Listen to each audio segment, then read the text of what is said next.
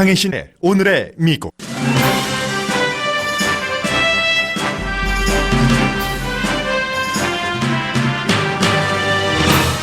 민주당 예비선거 5차 토론회에서는 북한 이슈가 곁가지가 아닌 본 질문이 됐습니다. 지금까지 열린 북미 정상회담 결과에 대한 또렷한 그림이 확인된 순간입니다. 카멜라 해리스 후보는 이제는 북한이 미국과 정상회담을 안 하겠다고 으름장을 놓는 입장이 됐다고 강조했고, 조 바이든 후보는 트럼프 대통령이 사우스코리아를 배척하고 있다고 비난했습니다. 민주당 후보 토론회 참석자는 대통령 후보 토론회 역사상 처음으로 여성이 다수였습니다. 탄핵 공개 청문회 닷새째인 오늘도 증인들은 우크라이나 스캔들이 대가성이고 2016년 미국 대선에 개입한 주체는 러시아지 우크라이나가 아니라고 증언합니다. 유럽연합 대사의 탄핵 증언은 폭탄급으로 트럼프 대통령을 아주 곤란하게 만들었습니다. 중국은 트럼프 대통령에게 미국 의회에서 통과된 홍콩 인권법안을 비토하라고 압박하지만 이제 더 이상 비토할 수 없는 법안이 됐습니다. 2020년 미국 상업용 부동산 업계는 붐이 일어날 것이라고 CBRE가 전망했습니다. 한국계인 수잔 최 씨가 미국에서 가장 권위 있는 상인 내셔널 북 어워드 수상자가 됐습니다. 수상 작품은 트러스트 엑서사이즈입니다.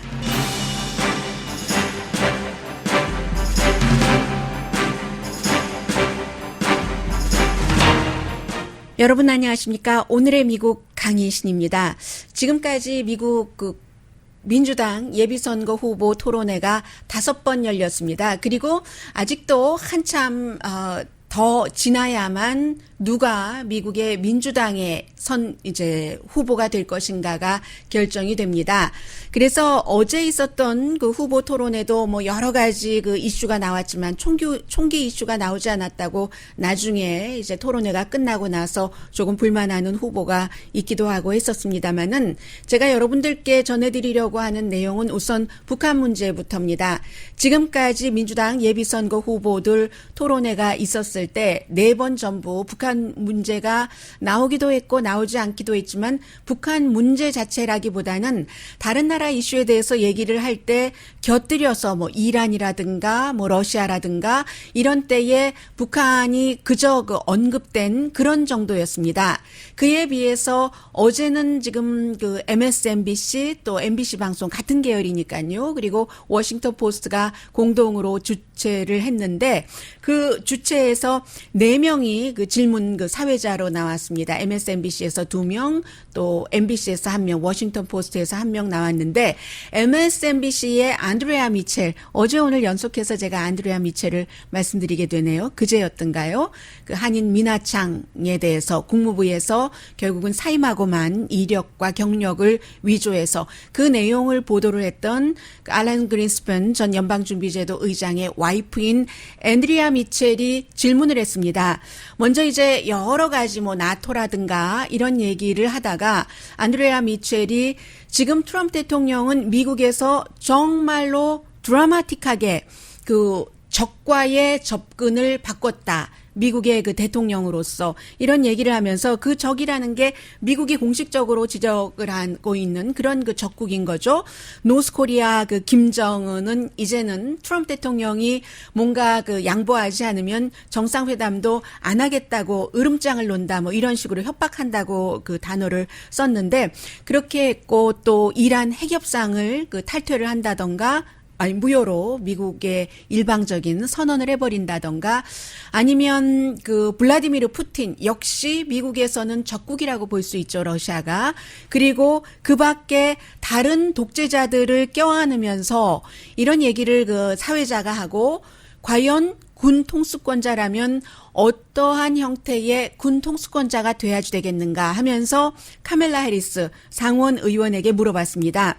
당신이 대통령이면 지금 김정은 위원장이 트럼프 대통령에게 양보하라고 협박을 하는데 양보하겠는가라고 얘기했더니 카멜라 해리스가 뭐 당연히 안 한다고는 하지만 이런 얘기부터 시작을 합니다. 지금 이제 대통령 후보 토론회지만 그러니까 말하자면 점잖은 자리라는 얘기예요. 그런데 트럼프 대통령은 정말 그 펑크 됐다. 우리 그 타이어 펑크 하듯이 트럼프 대통령은 Donald Trump got punked. 라고 얘기를 합니다. 온 그 북한 이슈에 있어서 그런 얘기를 하니까 이제 막 사람들이 웃기도 하고 했어요. 그러면서 트럼프 대통령이 되자마자부터 지금까지 굉장히 그 무너지기 쉽고 그런 자신의 자아 같은 그 이고로서 외교 정책을 쭉 해왔는데 군통수권자로서 가장 중요한 것은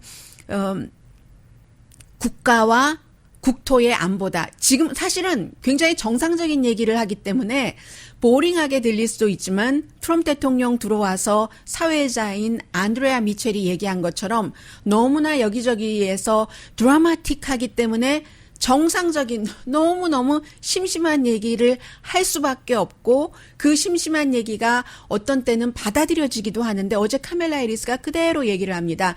국토와 국가 안보가 군통수권자로서 가장 중요하게 생각을 해야지 되는데 그렇게 하기 위해서 군대만으로는 안 된다. 미국이 굉장히 군사적으로 강했지만 그 군대만으로 미국이 지금의 자리를 유지한 게 아니라 동맹이라는 게 있어야지 되는 것이고 그것도 항상 약속을 지키고 그 약속이라든가 정책이 그 나라에 대해서는 지속적이어야지 되고 그래서 우리나라가 존중을 받아왔다 하니까 안드레아 미첼이 정말 제가 좀 전에 말씀드린 것처럼 보링한다고 생각했다던가 아니면 이제 토론 진행자들은 항상 물어봐야지 될 질문이 많으니까 빨리 투 더 포인트 하고 답을 하지 했었던 것 같아요. 다시 북한의 김정은에게 양보할 것인가 라고 물어봤습니다. 지금 아니다. 양보할 타임이 아니다라고 얘기를 하면서 이제 카멜라 해리스가 답변을 하는데 그들은 지금까지 소득 없는 사진 찍기만을 해왔다. 뭐 이런 식으로 말을 시작하면서 특히 한미 합동 군사 훈련을 트럼프 대통령이 1년 반 전부터 중단을 한 것이 왜 이게 안 되는 것인가? should 한미 합동 군사 훈련 하면서 그런 여러 가지 이유에 대해서 카멜라 해리스 연방 상원 의원이 이렇게 얘기를 했습니다. He has traded a photo op for nothing. He has abandoned by shutting down the operations with South Korea for the last year and a half. So those operations which should be, and those exercises which should be active because they are in our best national security, the relationship that we have with Japan, he has in every way compromised our ability to have any influence.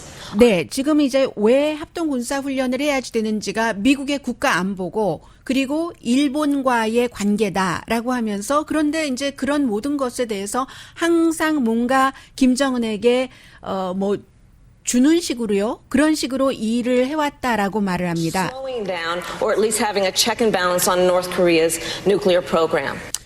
이 같은 그 트럼프 대통령의 부적절한 행위가 북한의 핵 활동을 슬로우 다운하게 한다던가 아니면 적어도 그 북한의 핵 활동을 모니터를 하고 그 균형을 맞추는 그런 것을 못하게 한다. 트럼프 대통령이 그런 모든 일에 대해서 발휘를 못하고 있다. 군통수권자로서 이렇게 얘기를 했습니다.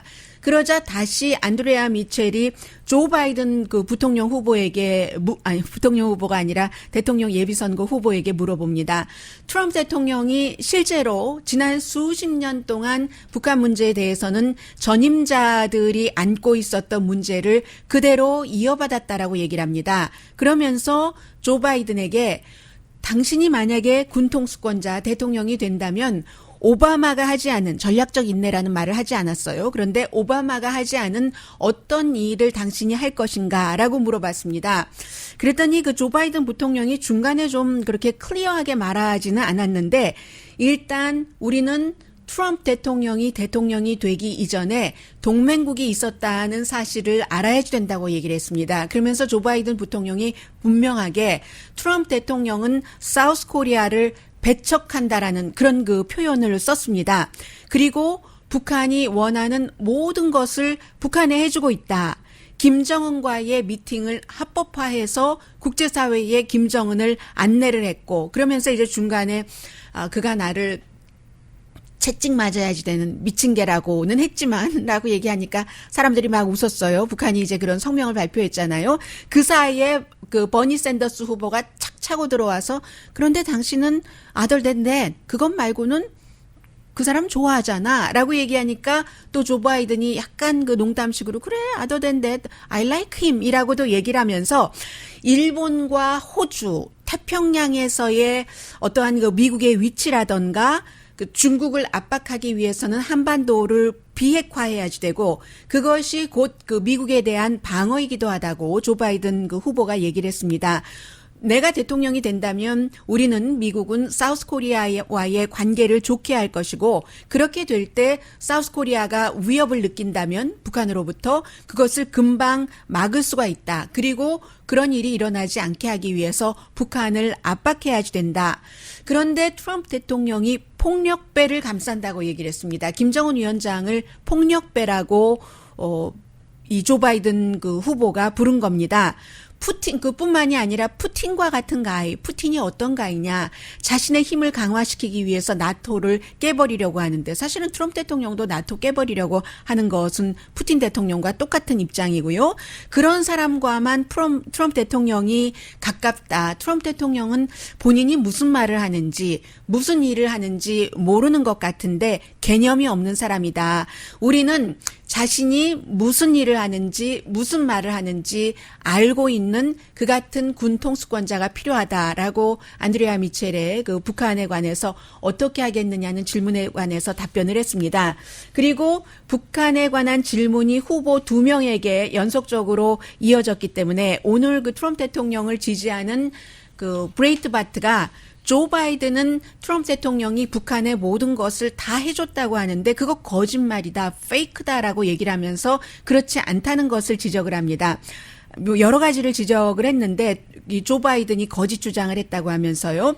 폭력배에게 합법적인 미팅의 기회를 줬고 폭력배를 세계에 소개함으로써 껴안았다. 이 말 한 부분에 대해서 지금까지 미국은 유엔의 그 결의안 같은 것을 앞서서 했고 제재를 풀어주지 않았고 사우스 코리아와의 북한과의 어떤 그 경제 협력 같은 것도 하지 못하게 막았고 코트라의 자료까지 브레이트바트가 인용을 합니다. 그리고 북한의 그 김정근의 요구, 그 요구가 마이크 폼페오를 해고하라는 건데 그런 해고도 그 말을 듣지 않았다라고 얘기하는데 여기서 제가 몇 가지를 지적하고 싶은 것은 브레이트바트의 이 지적도 뭐 적절하진 않고요.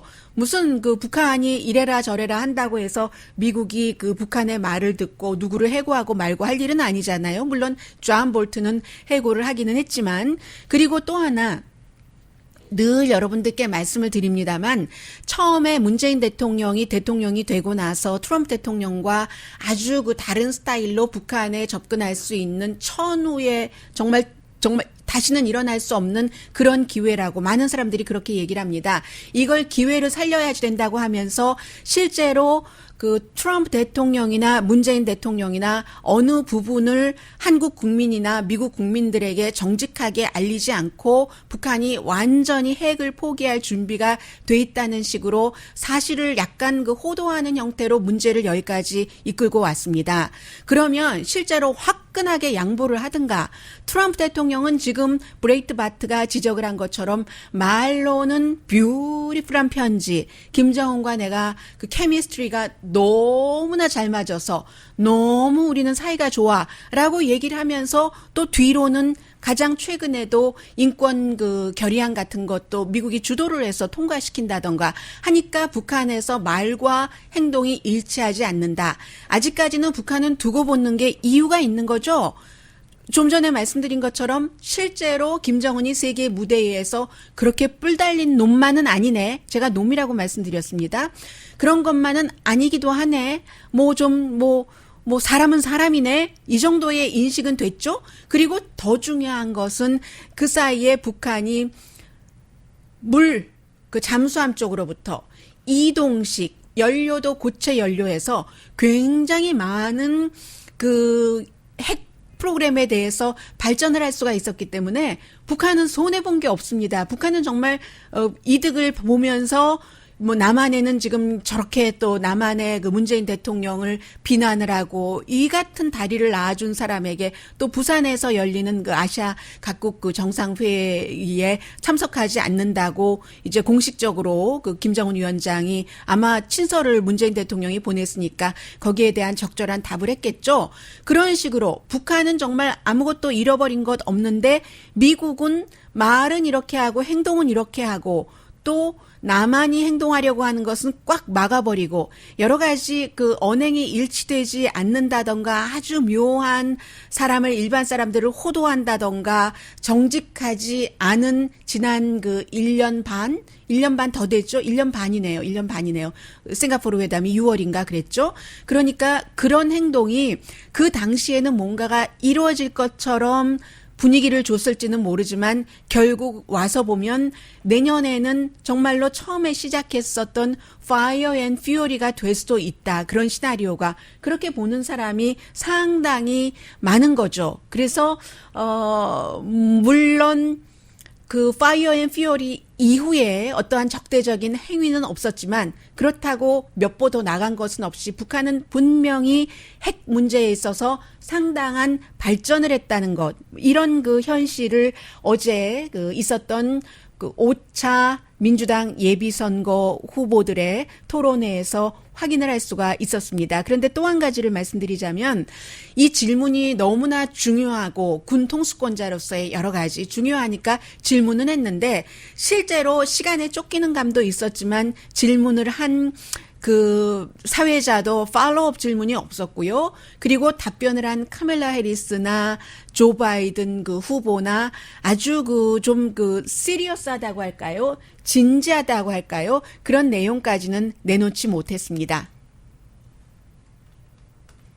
잠시 뒤에 그 밖에 제가 봤을 때는 어제 아주 그 중요한 일이 있었거든요. 아직까지 제가 이슈는 여러분들께 디테일하게 전해드리지 않습니다. 왜냐하면 누가 후보가 될지 모르기 때문에요. 그리고 지금 그 의회에서 청문회가 치러지고 있는데 중요한 내용이고 이 내용도 그다지 그 자세히 전해드리지는 않겠습니다. 잠시 뒤에 뵙겠습니다.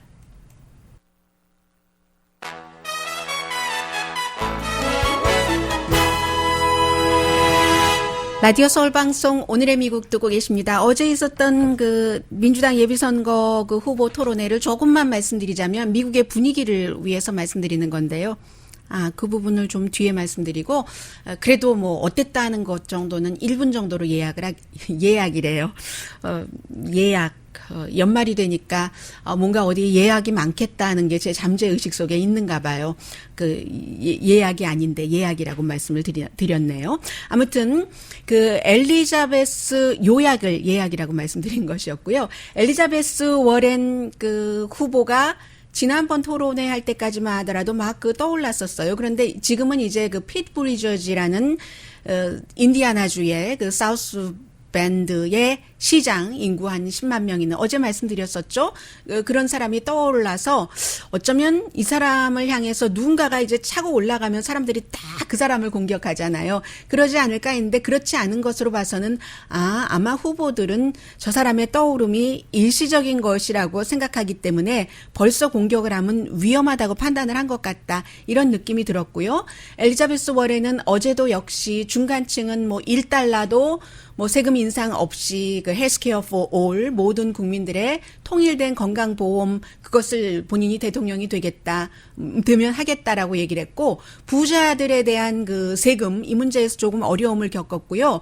조 바이든 후보는 이제 5번 정도 토론회를 해보니까 토론을 그렇게 잘하는 것 같지 않고 그저 그 네임밸류가 있으니까 인지도가 있으니까 글쎄요 명맥을 유지해 나가는 정도라고 할까요? 그런 정도이고 답변도 그렇게 샤프하지 않거든요. 그리고는 앤드류 양을 포함해서 뭐 나머지 몇몇 사람은 존재감도 별로 없어 보였지만 또 앤드류 양은 가끔 웃긴 얘기도 해요. 그래서 이제 사회자가 푸틴에게 당신이 대통령이 되면은 하고 싶은 말이 뭐냐 하니까 그러니까 제일 처음에 본인이 한다는 말이 I'm sorry I beat your guy. 내가 트럼프 당신의 가이를 이겨서 미안하다라고 얘기할 것이라고 해서 사람들이 굉장히 많이 웃었고요. 그리고 이제 화제가 됐었던 핏 브리지어즈 같은 경우는 굉장히 토론 잘합니다. 토론도 잘하고 누군가가 중간에 공격이 들어와요. 예를 들어 하와이의 게벌드 의원이라든가 연방 하원 의원이라든가 당신 그렇게 자그마한 시장에서 뭐 국제 정책이라든가 국가 안보에 관한 경험이 없어서 일 좀 하겠어? 뭐 이런 식으로 얘기를 하면 금방 달겨들어서 그것도 뭐 너무 무슨 싸움닭처럼 이런 표현을 안 보입니다. 이 사람은 아주 정도로 또 이렇게 좀 절도 있는 뭐 군 출신이고요. 이 게벌드 하원 의원도 군 출신입니다만은 그래서 그렇지. 나는 당신처럼 그렇게 시리아의 아사르발 아사드 이런 독재자나 만나고 다니지는 않아. 2017년도에 이 하원 의원이 그 독재자를 만나서 굉장히 돌아와서 비난을 한 적이 있었습니다. 그런 얘기를 했고 또 에이미 코르바샤도 뭔가 이슈가 뭐였는지를 제가 잊었어요. 그 이슈에 관해서 이 핏 브리저즈가 얘기를 하니까 그거 아주 좋은 거다라고 얘기하면서 나는 연방 의회에서 거기에 대해서 일을 해본 사람이야. 당신은 그 경험이 없잖아. 라고 얘기를 하면 핏 브리저즈는 그래. 워싱턴 정치 워싱턴에서 지금까지 뭐 100년 넘게 그렇게 해와서 오늘날 요 모양 요 꼴이야 라고 얘기하면서 워싱턴에서만의 정치 경험이 모든 게 다가 아니라고 본인이 했었던 여러 가지 경험을 아주 차곡차곡 얘기하는 굉장히 괜찮은 그래서 누군가가 당신 경험 없잖아 라고 얘기하면 경험이 작은 경험도 경험인 것이고 당신의 경험이 많다는 큰 물에서 놀았다면서 하는 그 판단력이 문제야. 이런 식으로 얘기를 할 수 있는 사람이라서 아직은 이제 조금 더 봐야지 될 것 같고요. 본인이 지금 여기 후보 10명 어제 10명이었거든요. 10명 가운데서 내가 가장 가난해. 부자가 아니야. 뭐 이런 얘기들도 했고요. 또 하나는 이제 제가 조 바이든 부통령이 굉장히 약해 보인다 하는 게 이제 이런 부분인데 코리 부커가 흑인이잖아요. 뉴저지의 전 주지사였던 코리 부커가 흑인에 대한 그런 여러 얘기를 하면서 마리화나 같은 것도 미국에서 어찌 보면 며칠 전에 조 바이든 부통령 후보가 민주당인데도 불구하고 마리화나를 합법화하는 것은 어떠한 마약으로 가는 입구다. 게이트웨이다. 이런 식으로 얘기를 했거든요. 그러니까 이제 이 코리 부커가 그것을 공격을 하면서 아마 그렇게 얘기할 때 당신 하이 되는 것으로 생각해서 뭐 농담 비슷하게 하이하고 로우가 있잖아요. 이 마리화나 같은 거를 했을 때 기분이 팍 올라간다던가 뭐 내려간다던가 차분해진다던가 뭐 그렇게 얘기를 해서 사람들이 막 웃었는데 그것은 코리 부커는 본인은 흑인이고 조 바이든은 백인이잖아요.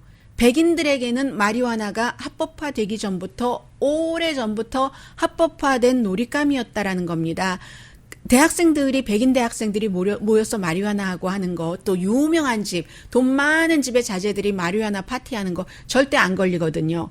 걸려도 또 경찰서에 어떻게 해서 빼오고 이런 일들이 많이 있기 때문에 브라운과 블랙에 대한 마리화나와 화이트에 대한 것이 틀려서 화이트는 오래전부터 마리화나에 대해서도 특혜를 누려왔다. 이런 식으로 얘기를 하니까 이 조 바이든이 이렇게 손을 들면서 얘기를 하겠다고 해서 기회를 주니까 조금 또 빗나간 얘기를 해요. 내가 아프리칸 아메리칸으로부터 얼마나 지지를 많이 받는 줄 아느냐. 뭐 연방의회 상원에서 유일한 뭐 아프리칸 아메리칸 여성도 나를 뭐 공식 지지했고 하니까 옆에 카멜라 해리스 또 다른 아프리칸 아메리칸 후보가 있었어. 나 아닌데 뭐 이런 식으로 얘기를 해서 마리화나가 어제 굉장히 돋보였었던 그런 것이고 저에게는 어제 무대에 서 있는 10사람을 대상으로 질문을 하는 사회자 전부 합쳐서 18명이었는데 18명 가운데 18명인가요? 그렇죠. 18명이었는데 다수가 처음으로 이렇게 많았습니다. 미국 이번에뿐만이 아니라 역사상 18명인가요? 14명이었죠. 계산이 안 돼 가지고요. 왜냐하면 후보가 10명 또 이 질문하는 사람이 4명 해서 14명이었는데 14명에서 8명이 여성이었고 4명이 남성이었습니다. 4명 여성은 후보 에이미 코르바샤 그리고 이제 그 하와이의 하원 의원이 있었고요. 툴시 게벌드가 있었고 카멜라 해리스가 있었고 엘리자베스 워렌 연방 그 상원 의원이 있었고 그리고는 또 다른 4명은 사회자가 전 그런 것도 처음 봤어요. 보통 한 3명이어도 1명 여성이 낀다던가 이러는데 이번에는 4명이 전부 여성이었습니다. 우선 가장 인기가 있는 MSNBC의 레이첼 매도 또 MSNBC의 그 안드레아 미첼 북한에 관해서 질문을 했던 그리고 MBC 뉴스의 크리스틴 웨커 또 워싱턴 포스트의 애슐리 파커 4명이 전부 여자여서 8명 대 6명. 저는 이런 건 처음 봤습니다.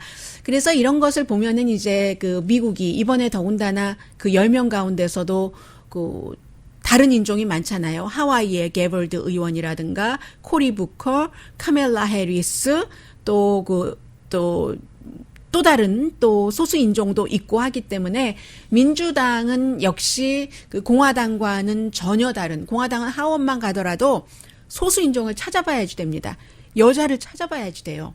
뭐 상원에 가면 뭐 당연히 다 하얀색이고 하원도 다 하얀색인데 얼굴을 구태여 색깔로 따지자면 그래서 민주당이 전에도 그랬지만 더 많이 무지갯빛이구나 이런 것을 굉장히 느꼈고요. 또 하나는 지난주에 그 드벌 페이트릭 전 주지사가 민주당에서 이거 지금 안 되겠다 이 후보들 가지고는 해서 나섰는데 마이클 블룸버그 이후에요. 첫 번째 그 선거 캠페인을 취소할 수밖에 없었답니다. 왜냐면요. 대학교에서 열기로 했는데 학생들이 한 명도 거기에 안 간 거예요. 대학생들이 또 뭐 버니 샌더스다 이러면 또 막 울컥하는 마음과 뭐 여러 가지로 사회 정의를 바로잡아야지 돼 하고 가는데 엘리자베스 워렌만 하더라도 이 그 두발 그 페이트릭 같은 경우도 버니 샌더스라든가 아니면 엘리자베스 워렌보다는 굉장히 좀 중도적이기 때문에 그래서 한 명도 안 가서 결국은 그 이벤트가 취소되고 말았다 하는 것 전해드리고요. 뉴스가 조금 밀렸네요. 지금 의회 청문회 열리고 있는데 청문회에 대해서 얘기하기 전에 그것도 짧게 말씀드릴 것이고 오늘 미국 신문을 받아보신 분들이라면 전부 탑뉴스가 어제 오늘의 미국에서 전해드렸었던 어제의 청문회 결과거든요. 더군다나 고든 그 선더랜드 유럽연합대사 대통령은 나 그 사람 잘 몰라 하는데 왜 모르겠어요. 정치 경험도 없는데 전혀 없는데 그 사람을 그 유럽연합대사로 임명을 하고 그리고 우크라이나 대사가 해야지 될 일을 그 사람에게 맡기고 하는데 잘 모른다는 게 말이 되지 않죠. 그 우크라이나 전 대사가 대통령의 지시에 따라서 싫지만 루돌프 줄리아니와 함께 우크라이나 관련 일을 했고 그 일이 부적절했다. 조 바이든과 그의 아들을 조사하라고 하는 그 내용이 전부 오늘 오늘 아침 방송까지도 탑뉴스거든요. 그래서 고든 선더랜드 폭탄 대통령 명령에 따랐다. 뉴욕타임스고요. 그리고 외교관이 대가성이었던 걸 인정했다. 워싱턴 포스트, 월스트리트저널은 대사가 말하기를 트럼프 짓이었다. 뉴욕 데일리는 더 이상 뭔 말이 필요하겠어. 이런 그 말과 함께 고든 선더랜드 유럽연합대사 얼굴을 탁 그 프론트 페이지 전면에 박아놨고요. 모두 다 우리는 얽혀 있었어. 다는 비밀이야. USA 투데이였고 백악관이 굉장히 어제 그 고든 선더랜드의 청문회의 그 증언에 대해서 놀랐다고 하고요. 오후에도 2명이 그 청문회를 했는데 전부 이제부터는 똑같은 증언들이 많이 나오고 있기 때문에 제가 여러분들께 자세히 말씀드리지 않고 있고요. 잠시 뒤에는 경제 뉴스와 함께 지금 이제 미스터 홈즈가 데이비드 홈즈가 국무부 소속의 사람이 증언을 하고 있는데 잠시 뒤에 이 내용 조금만 그 추려서 전해드리겠습니다.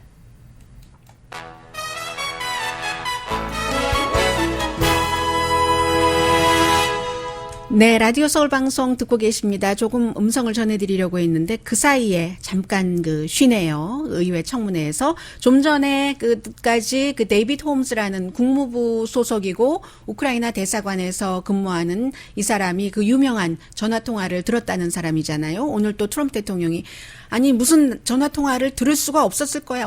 들을 수 없었어. 어떻게 들을 수가 있어? 하고 이 사람은 하도 크게 말해서 그것도 유럽연합 대사가 고든 선더랜드가 본인의 휴대폰을 가지고 너무 깜짝 놀라 샥드라는 표현을 하더군요. 증언할 때 보니까 그런 표현을 하는데 어떻게 일반 전화로 대통령과 그런 그 중요한 얘기를 하는가 다 들렸다. 그리고 나중에 통화가 끝나고 나서 대통령이 그 우크라이나 그 문제, 우크라이나 자체의 관심보다는 이제 본인의 정치적인 목적으로 쓰려고 하는 조 바이든 조사 뭐 이런 거에만 관심이 있었다. 예, 그런 얘기를 해줬다고 들었고요. 그리고 그래서 그 대통령이 so he is going to do the investigation 조사할 거야? 라고 물어봤다고, 뭐 이런, 그 증언. 지금까지 비공개에서 했었던 증언을 오늘 공개 증언에서도 똑같이 했습니다. 그러면서 지금 국무부 사람들이 증언에 많이 나왔잖아요. 뭐 대사라든가 아니면 대사관에서 일하는 사람, 또 대사 바로 아래 직급의 사람이 거의 얘기하는 게 본인이 일하는 그 나라 사정들도 잘 알고 하니까 그러는지 모르겠는데 좀 진정성이 묻어 나온다고 저는 느껴지던데요.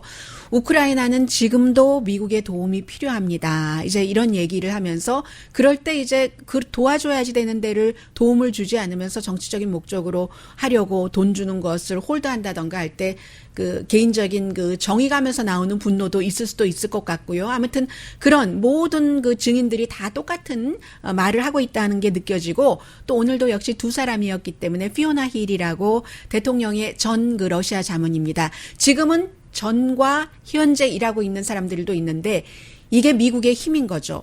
현재 국무부라든가 아니면 백악관에 파견이 돼서 파견 근무하는 사람들이라든가 일을 분명히 하고 있는데도 그런데도 불구하고 대통령이 부적절한 일을 했습니다라고 분명히 말할 수 있는 거죠. 내부 고발자도 있었는데요. 뭐 사실 내부 고발자라든가 이렇게 살아있는 권력이죠.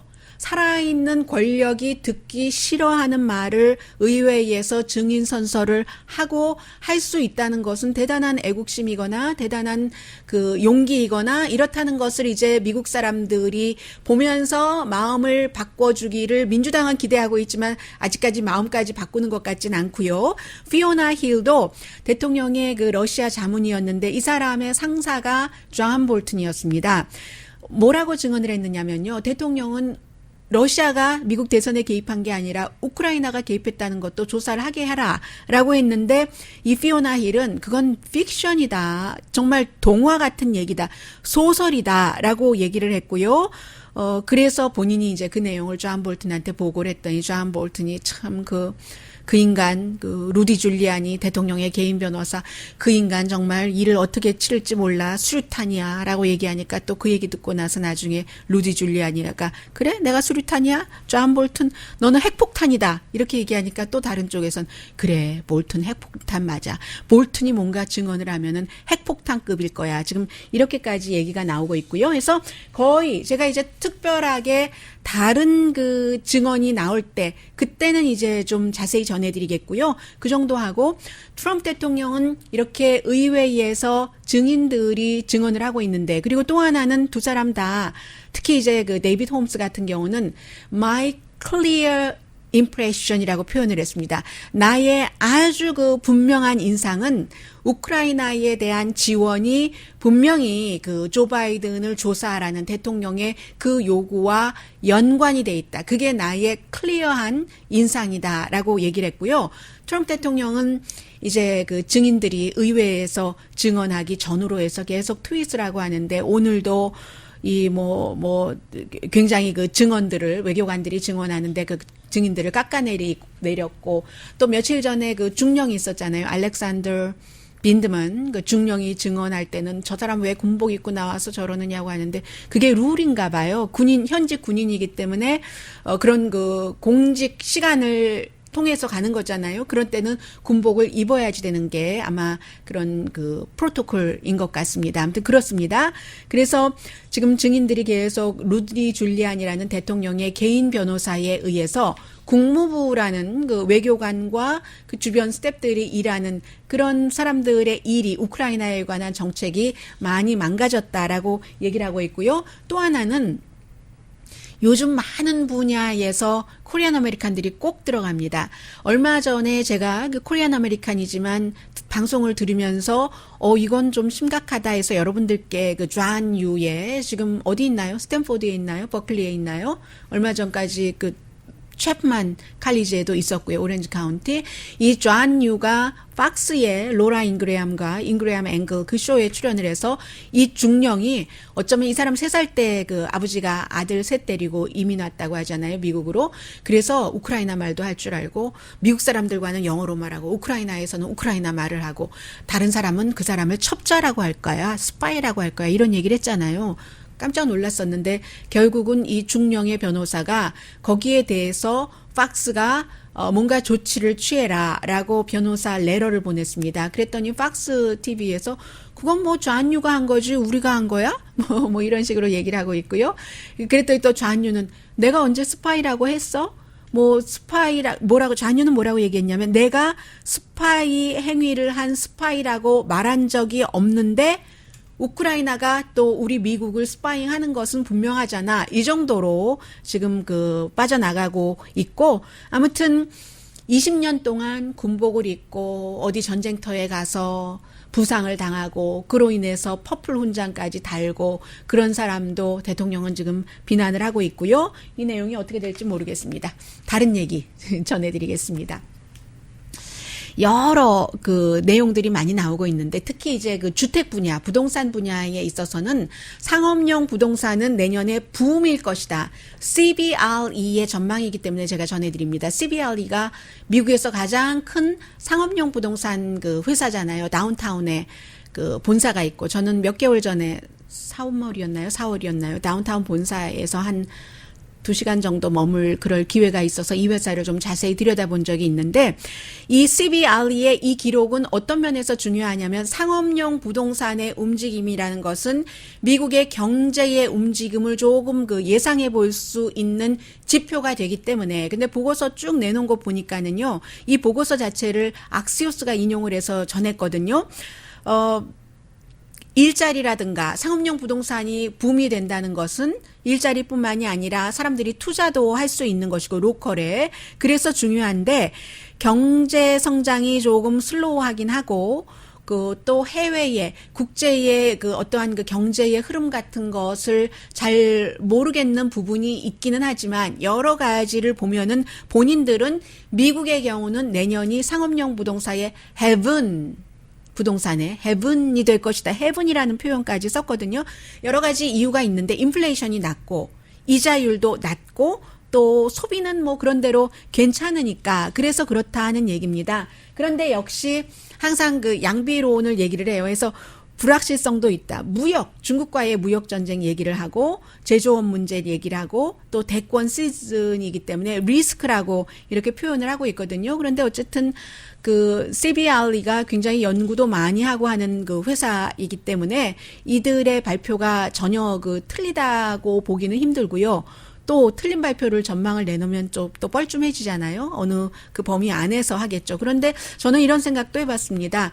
악시오스의 광고주가 CBRE의 기사를 굉장히 자세히 실어줬어요. 그래서 광고주인가 하는 생각도 하고 그러다가 제가 이 내용을 여러분들께 전해드리는 이유는 몇 개월 전에 제가 CBRE 그 회사를 갔을 때 다운타운의 그 빌딩에 25층에 있는데요. 쫙 그 내려다 보입니다. 내려다 보이는데 가보니까 기본적으로 뭐 백인들이고 거의 남자고 백인이 아닌 사람도 있어요. 그런데 남자가 여자가 거의 없습니다. 그건 분명하고 그리고 오는 손님들을 위해서도 그 입구에도 이제 여러 가지 그 TV 모니터를 놓고 어디 다른 그 뉴스를 틀어주는 게 아니라 본인들의 그 연구, 조사, 전망 자료를 쫙 이렇게 뭐 브리핑을 하는 형식이라든가 아니면 어필하는 형식이라든가 그런 그 활동으로 봐서 그리고 제가 이제 이렇게 본 그 자료들이 기다리는 동안에 본 것들이 상당히 저는 뉴스를 하는 사람이잖아요. 그러니까 경제 지표라든가 부동산이라든가 이런 분야도 많이 보고 있는데 상당히 뭐 믿고 싶은 신뢰할 만한 그런 부분이다 해서 한국 분들 가운데서 부동산업을 하시는 분들도 많아서 전반적으로는 그 상업용 부동산 붐이다 하는 내용 전해드립니다. 전해드렸죠? 전해드립니다가 아니라요.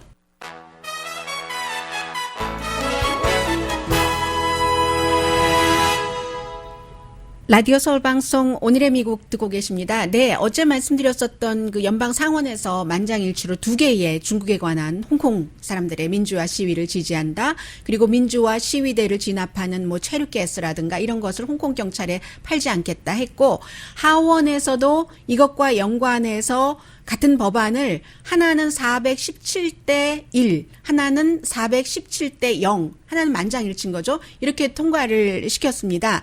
그러니까 중국에서 얘기할 때 미국 대통령 지금 우리가 무역 협상도 해야지 되고 하는데 이거 남의 나라 내정 간섭하지 말고 잘 알아서 하시오, 비토하시오라고 얘기를 했는데 이 정도 되면 상원에서도 만장일치고 하원에서도 만장일치니까 대통령이 비토를 할 수가 없게 돼 있습니다. 그리고 또 백악관에서도 아마 그 서명한다는 신호를 조금 그 보이기는 했고요. 해서 그런데도 불구하고 중국은 여전히 미국 더 늦기 전에 제대로 행동하라. 우리도 준비하고 있다 해서. 그래서 이제 이 문제는 무역 협상이 이것으로 인해서 어떻게 좀 그 해를 입는 것이 아닌가 이런 점에서 굉장히 주목이 되고요. 그리고 또 하나는 이제 한국말로도 번역이 돼 있나요, 이미? 아니면 될까요? 수잔 최 씨라고 아빠는 한국 사람이고 엄마는 주이십니다. 작가로서 지금 5번째 책을 썼고 뭐 전에도 그 퓨리처상 최종 그 파이널리스트 후보까지 올라갔었거든요. 이분이 또 다른 분, 그 세라 앤 브룸이라는 사람과 함께 내셔널 북 어워드에서 책을 받았습니다. 5번째 쓴 Trust Exercise라는 책인데 이 책 자체는 이제 요즘 미투 무브먼트 있잖아요. 그래서 남녀가 이렇게 서로 좋아한다고 사랑을 표시를 할 때 뭔가 그 승인을 해야지 되고 뭐 동의를 해야지 되고 해서 내셔널 그 북 어워드를 주는 이 주최 측에서 굉장히 시의적절하다. 그리고 좀 마음을 사로잡고 결말은 없대요. 그 작가의 수상 소감은 놀랄만한 그 특권이다. 나는 살기 위해서 원래 그 대학을 예일대학교에서 그 글쓰기 전공을 했거든요. 하니까 살기 위해서 쓰는 건데 이 살기 위해서 하는 일 너무 행복한 사람이죠. 상까지 받다니 이런 얘기를 했고요. 내셔널 북 어워드가 얼마나 그 중요한 상이냐면은 1950년부터 상을 주기 때문에 세계에서 어찌 보면은 가장 그 권위 있는 그런 그 문학상이기도 하고요. 엄마 아빠가 사실은 어렸을 때 그 이혼을 해서 이 수잔 최 씨는 그 엄마와 함께 그 텍사스로 이주해서 살았다고 하죠. 사우스밴드 태생이라서 제가 조금 더 가까이 느꼈는지도 모르겠는데요. 왜냐하면 어젯밤에 그 가장 주목을 받았던 그 핏 부리저지가 사우스밴드 인디아나주의 시장이잖아요. 아무튼 그런 상을 받았습니다. 그리고 이제 방송 들어주시는 분들께서 날마다 이렇게 이렇게 보는 라디오 한국 TV 그 유튜브 봐도 되나요 하는데 웰컴 그리고 침묵하는 굉장히 많은 분들 계시다는 것 압니다. 강희신이었습니다.